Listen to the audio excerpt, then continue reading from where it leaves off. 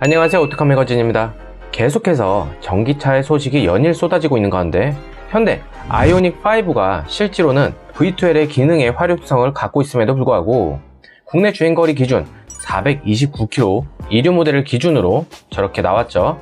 개인적으로 생각하기엔 뭔가 예상보다 약간 더 길게 나왔다 라고 말하고 싶지만, 그럼에도 불구하고 아직까지 내연기관차, 특히 내연기관에서도 SUV가 주는 이점 및 강점은 충분하다고 생각을 합니다. 이런 가운데 최근 기아차는 새로운 로고를 달고 첫 출시한 K8이 성공적인 런칭을 한 가운데 SUV에서 신형 로고를 장착하고 나올 첫 차량, 바로 스포티지 풀체인지가 다시금 주목을 받고 있습니다. 약 4개월 반 전쯤 스포티지 풀체인지에 대한 소식을 전했고, 그 이후에 예상 디자인 및 리어 테일램프 및 휠 디자인 등 많은 것들이 드러나서 다시 이렇게 제작을 했죠. 사실상 올 한 해, 특히 상반기까지는 거의 현대 기아의 신차 독주가 이어질 가운데 오히려 수입차와 경쟁하는 구도로 되어버리고, 비주류라고 불리는 르쌍쉐, 즉 르노, 쌍용, 쉐보레 이 3사는 쌍용과 쉐보레는 페이스리프트 모델이, 르노는 QM6 마이너 체인지 디젤 모델을 추가만 시켰고요. 그리고 없애버린 4륜을 다시 넣은 것 빼고는 올해 신차를 출시할 계획이 없다고 아예 르노는 대못을 박아버렸습니다. 곧 르노가 왜 신차를 국내 출시하려 하지 않는지, 그리고 왜 해외 모델을 들여오려고 하지 않는지에 대한 얘기를 한번 해볼 거고요. 이런 상황 가운데 현대의 라이벌은 기아인 것처럼 한 지붕 안에서 누가 큰 방을 차지하냐, 누가 안방을 차지하냐 라는 싸움으로 되어버린 격이 되었습니다. 어느덧 소나타를 이긴 K5와 그랜저를 사전 예약부터 이긴 K8, 그리고 산타페를 소렌토로 이기고 가장 피 터지는 세그먼트의 준준형 SUV 시장에 최근 문제점이 역시나 드러난 투싼을 제칠 차인 스포티지가 굉장한 관심을 받고 있는 건 어찌 보면 당연한 일이죠. 우선 굳이 목차를 나누자면, 첫째로 스포티지의 인 익스테리어 추가 소식 부분과 가늠되는 예상 크기 및 투싼과 어떤 차이가 있을지, 둘째로는 최신 기아의 디자인 아이덴티티가 어떤 방향으로 흘러가고 왜 세단과 SUV의 차등적인 패밀리 룩을 적용했는지, 마지막으로 파워트레인 및 투싼의 최근 문제점들을 어떻게 개선을 시켜서 출고를 시킬지 등에 대한 얘기를 해보려 합니다. 이미 익스테리어 부분 거의 드러났죠. 다시 정리하자면 예상도 그리시는 가차님이나 뉴욕마머스님의 예상도처럼 그런 식으로 전면부는 확실시가 된 거죠. 헤드램프의 구성이 약간 다르지만 이 부분은 스파이샷을 보면서 얘기를 할게요. 최초 예상도를 접할 때 설마 저렇게 나오겠어? 뭐야? 건담이야? 에반게리온이야? 이런 생각이 들었던 것도 사실이고, 기아 패밀리룩, 특히 SUV 패밀리룩에 좀 동떨어진 느낌이다. 셀토스와 비교해봐도 더 메커니즘 형식의 디자인이 보인다 라고 얘기를 하고 싶네요. 전면부는 정말 예상도와 거의 같을 정도로 이런 식으로 나오게 될 텐데 약간 호불호가 갈릴 듯 합니다. 하지만 스포티지나 투싼 모두 국내와 해외를 비롯 해당 세그먼트에서 선전을 하고 있는 차이기에 기본은 깔고 갈 듯 하죠. 많은 분들이 임시 번호판을 달고 주행하는 신형 로고가 적용된 스포티지 차량, 테일램프가 소렌토와 비슷하고 전면부 역시 미니 소렌토 같은 형식의 디자인을 봤을 텐데, 이는 중국의 전략형 모델입니다. 솔직히 이 디자인에서 앞에 꺾인 부분, 이렇게 라운딩으로 꺾인 부분 없이 쭉 가도 그냥 괜찮겠다라는 생각이 들지만요. 여튼 측면 라인에서 휠은 이미 엔트리 트림 휠이 바람개비 같은 모양이고, 상급 트림 휠이 블랙크롬부터 격자 문양의 휠까지 다양하게 있는 것이 확인이 되었습니다. 블랙과 실버 격자 문양의 휠은 멀리서 보면 휠 테두리에만 알로이 휠이 적용된 것처럼 착시를 일으킬 만큼 수입차에서도 보기 드문 휠이죠. 최근 현대나 기아는 이런 투톤 휠을 적용하여 더 다양한 멋과 디자인을 연출하는 모습을 보이죠. 다른 것보다 약간 더 두터워진 크롬 벨트 라인이 리어로 갈수록 위로 각도가 올라가는 형상을 하는데, 이는 얼마 전에 선보인 EV6 전기차의 벨트 라인을 보는 듯 하죠.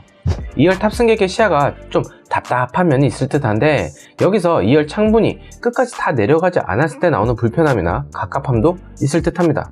어떤 분들은 안정감을 더 느낄 수 있을 것이다 하는 분들 역시 있기에 호불호가 좀 있을 듯 하죠. 이 올라가는 벨트 라인을 따라가면 루프 라인 뒤에 세미 스포일러와 만나게 되는데 상당히 두툼이 나와 있습니다. 공기역학적으로 뒷창문에 눈이나 비를 바람으로 쓸려 나가게 하는 것인지, 아니면은 투싼처럼 히든 와이퍼를 적용할지는 알 수가 없죠. 워낙 현대차와 비슷하게 따라가는 형상이 아닌 이제는 독립적인 아이덴티티를 가지고 가는 기아이기에 쉽게 단정할 수 없습니다. 리어 윈도우를 보면 와이퍼가 보이지 않으니까 더 깔끔한 모습이죠. 여기서 가장 큰 반전이 나타납니다. 해외 프로 및 예상도를 그리는 분들, 그리고 저 역시 리어램프는 기아 K5의 연장선에 같이해서 가운데가 이어질 것이고, 그리고 K5나 K8처럼 이렇게 집게 모양 같은 어떤 그런 테일램프가 적용이 될 것이다 라고 했는데, 최근 타 유튜브 채널 모카 김원용님께서 공개를 했는데요. 테일램프가 마치 벤츠 CLS의 테일램프와 매우 닮은 모습이죠. 옵션에 따라 가로 일자로 이어지거나 저 부분에 LED 디자인 작업이 아직 안 들어간 걸 수도 있다 생각할 수 있겠지만, 기존 스포티지 테일램프를 보면은 미등까지 이어지는 것이 아니기에 디자인적 요소로만 놔둘 수도 있다는 판단이 듭니다. 왜냐면은 이미 풀옵션으로 보이는 테스트차가 계속 포착이 되고 있고 하이브리드 모델까지 포착되고 있는데, 브레이크 등에서 확인되지 않았기에 가운데 일자 부분에 LED는 들어가지 않을 가능성이 높다라고 생각을 합니다. 스포티지 3세대 때부터 무언가 휑한 모습의 테일게이트 부분이 있었고요. 4세대 모델에서는 라인들을 추가시켜 보다 단조로운 모습을 탈피해서 전면부와는 달리 후면부는 완성도가 높았다라고 입을 모았는데요. 이번엔 새 로고가 매우 자랑스러웠나 봅니다. 가로로 크게 기아라는 레터링이 써져 있고 그 주변에는 아무것도 없죠. 훨씬 새 로고에 집중하기 좋고 깔끔한 모습을 보이고 있습니다. 후진 등과 턴 시그널 램프는 일반 반사판으로 이루어진 형식인 게 보이죠. 예상 크기는 일반 아파트 주차장 사이즈로 봐서 가로 2.3m, 세로 5m 이상을 기준으로 얘기를 해보겠습니다. 국내엔 롱바디 모델만 나올 것이고, 신형 투싼 같은 경우 전장이 4630mm인데 스포티지 풀체인지 모델은 그보다 약간 더 길 듯하고요. 이것은 휠 베이스가 2755mm로 갔지만 앞 범퍼의 디자인 형상 때문에 2에서 3cm 정도 더 길 듯합니다. 투싼처럼 리어 벤트 글라스가 올라간 모습을 보이지만 측면 캐릭터 라인은 투싼의 기하학적 문양이 아닌 리어 가로 일자로 이어지는 단조로운 형상을 하고 있죠. 휠하우스도 약간 각지게 표현한 것과 달리 둥근 모습의 휠하우스를 하고 있고요. 측면과 후면 및 루프라인 역시 단조로운 모습을 보이죠. 전면부와는 달리 반대되는 후면인데 엔진 모델과 트림마다 약간의 차이가 있겠지만 왜 이런 식으로 디자인이 되었느냐? 중국 모델도 나쁘지가 않은데 차라리 중국형의 전면부 모습과 국내 후면의 디자인이 더 잘 어울린다라는 식의 말들도 있어요. 이는 목차의 두 번째 목록인 기아의 최신 디자인 언어에 대한 것과 관련이 있는데요. 얼핏 보면은 기아 EV6와 같은 오퍼짓 유나이티드가 반영되어 보이죠. 이 오퍼짓 유나이티드는 상반된 개념의 창의적 융합을 뜻하는 디자인 철학으로서 대자연에서 영감받은 디자인이자 대비적 개념을 결합하여 만든 시너지로 대조되는 조형과 구성, 색상 등을 조합하여 이전에 존재하지 않던 미래지향적 디자인을 창조하는 의미를 담고 있습니다. 내연기관, 특히 SUV엔 이매진 바이 기아 컨셉트의 디자인 언어를 기조로 가고 있었는데, 신형 스포티지는 하이브리드 모델까지 생각을 했고요. 오퍼짓 유나이티드 차량 역시 고스란히 담는 모습이죠. 대조되는 항목으로 자연스러운 새 디자인을 창조한다 라고 심플하게 말하고 싶은데, 이 스포티지 외관에서 보면은 전면부는 메커니즘이 물씬 묻어난 형상을 하지만 측면부와 루프라인 후면을 보면은 상당히 단조로움을 유지한 채 대조된 모습을 보이죠. 그러면서 LED 램프의 디자인을 통한 퓨처론을 선보이고 있고, 페이스리프트 때 리어 테일게이트 부분에 변화를 주지 않을까 생각을 하고요. 우선은 신형 로고에 대한 자연스러운 홍보 및 빠른 변화를 맞이하게 해야 하는 부분 때문에 윗 부분이 아닌 한가운데 박혀있는 모습을 하고 있습니다. EV6와는 다르죠. 전면부가 단조롭고 로커 패널부터 올라가는 리어 라인 및 거기서 오는 미래적 디자인을 가진 것과는 스포티지와 반대되는 모습입니다. 이런 오퍼짓 유나이티드는 실내에서도 반영이 되는데요. 하이브리드 휠을 하고 있는 스포티지 로드 테스트 차량이 문이 열린 틈 사이로 작게나마 볼 수가 있었는데, 이거 감질나죠. 송풍구 라인을 보니 바로 연상되는 것. 네, 소렌토의 건담 가슴 파츠 같은 송풍구 모양이 연상되는 듯한 그런 형상을 하고 있습니다. 볼보 XC60 테일램프 모습도 보이죠.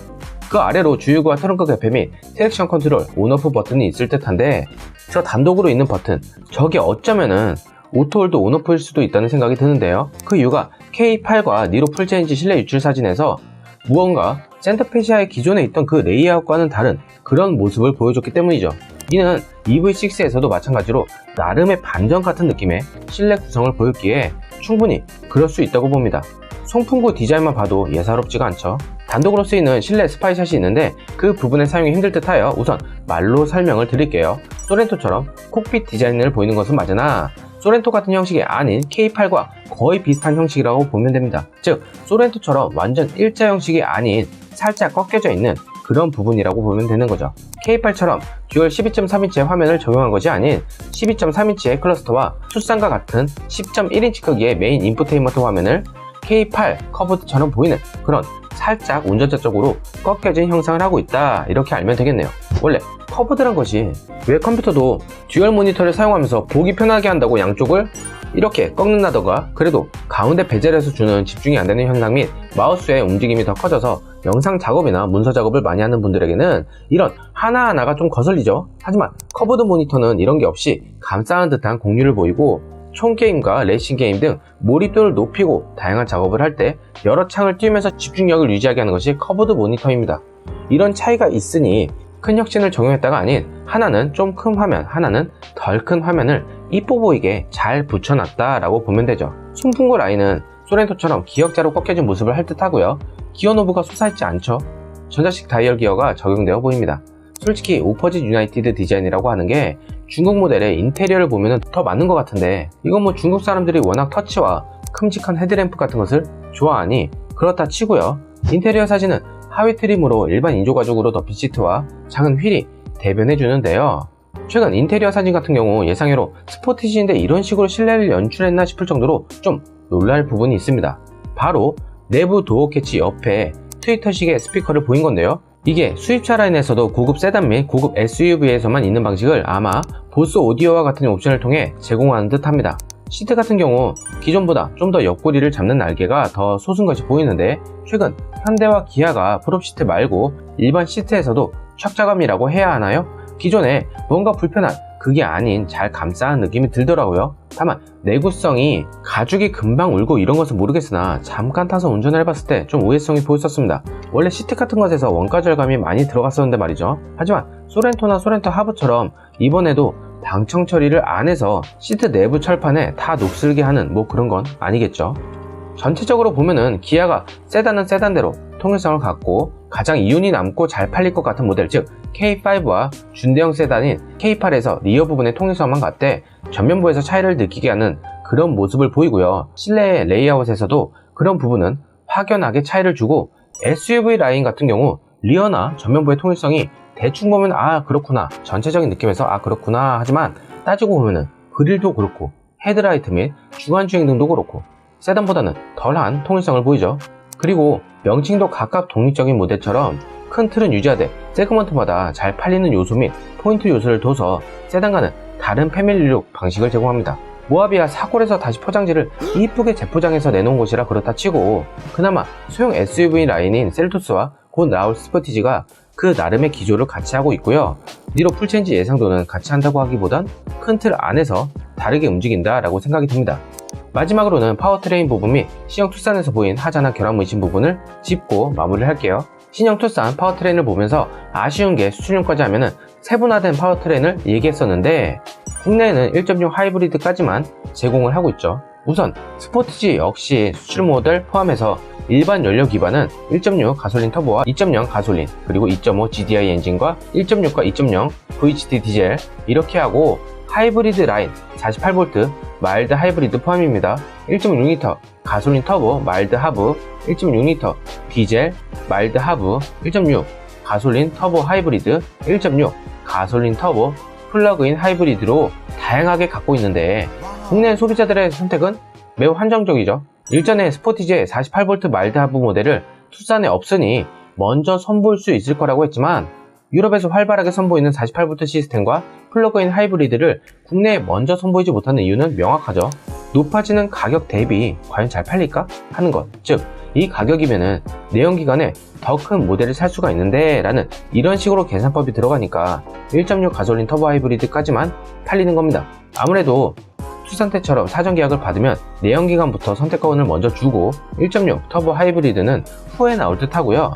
다만 최근 아이오닉5와 기아 EV6를 보면은 형제차라는 개념보다 다른 성격의 완전한 투트랙 전략을 펼치고 다른 차로 인식을 하게끔 노력하는 모습을 볼 때 투싼에 적용하지 않은 가솔린과 48V 마일드 하이브리드 시스템을 제공할 가능성도 충분하죠. 이는 따로 GT라인이나 GT 같은 현대의 N이나 N9 같은 비슷한 트림을 국내에 따로 제공하지 않아서 애초부터 다양한 파워트레인을 제공할 수 있다는 겁니다.